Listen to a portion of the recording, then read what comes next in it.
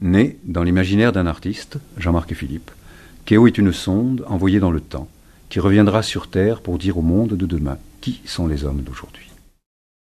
Cadeau archéologique pour nos lointains descendants, Kéo est aussi et surtout un présent pour l'humanité d'aujourd'hui.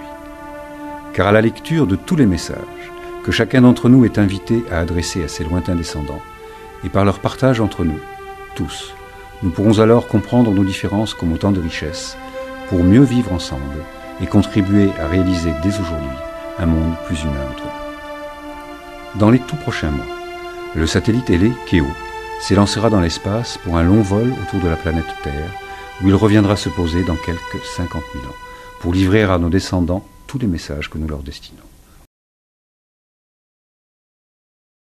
Aujourd'hui, chacun sur Terre, petit, puissant, faible ou riche, dispose de 4 pages de liberté pour témoigner de lui-même, de ses rêves, de ses attentes, de ses aspirations, de sa vie.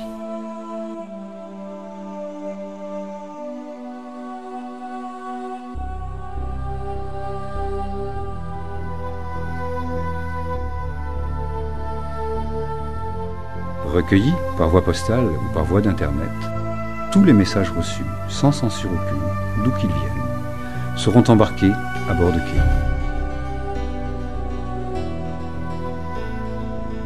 Nos messages seront gravés sur des disques de verre dont il a été scientifiquement prouvé qu'ils résisteront à l'épreuve du temps et du rayonnement cosmique. Outre nos messages écrits et la somme de nos savoirs, Kéo embarquera à son bord des cadeaux archéologiques, dont un diamant contenant des échantillons des éléments vitaux présents sur notre planète. La charge utile de Kéo sera protégée par de nombreux boucliers anti-rayonnement cosmique, anti-débris météoritiques, anti-thermiques et anti-choc.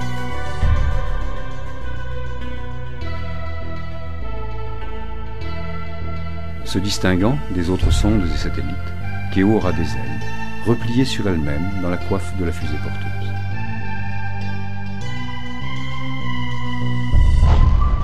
Réalisé par l'industrie spatiale européenne, passager secondaire d'une mission scientifique, Kéo sera mis en orbite par une fusée Ariane.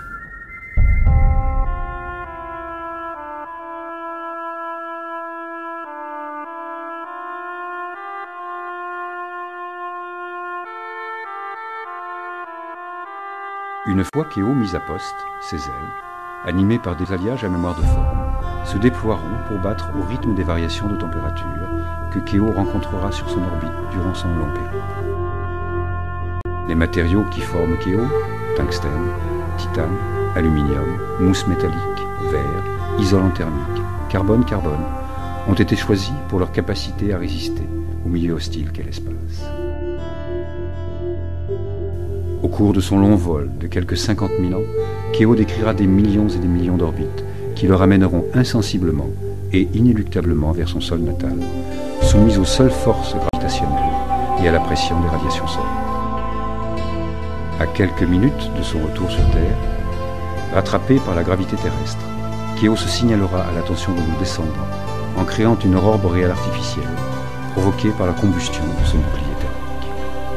Alertés par ce signal lumineux dans le ciel, nos descendants prendront alors livraison de Kéo, conçu pour qu'il flotte s'il devait amérir dans l'eau, et pour résister à des chocs violents s'il devait atterrir sur la terre ferme. Ils y trouveront alors les cadeaux archéologiques que nous leur avons préparés, ainsi que les paroles, les écritures et les espoirs de leurs ancêtres que nous sommes. Donc, des hommes d'aujourd'hui aux hommes de demain, Kéo est une sonde envoyée dans le temps pour dire au monde du futur qui étaient les hommes d'aujourd'hui, leurs lointains ancêtres. Quel monde Kéo trouvera-t-il à son retour sur Terre? Quelle culture? Quelle civilisation? Quel chemin dès aujourd'hui aurons-nous préparé à nos lointains petits-enfants?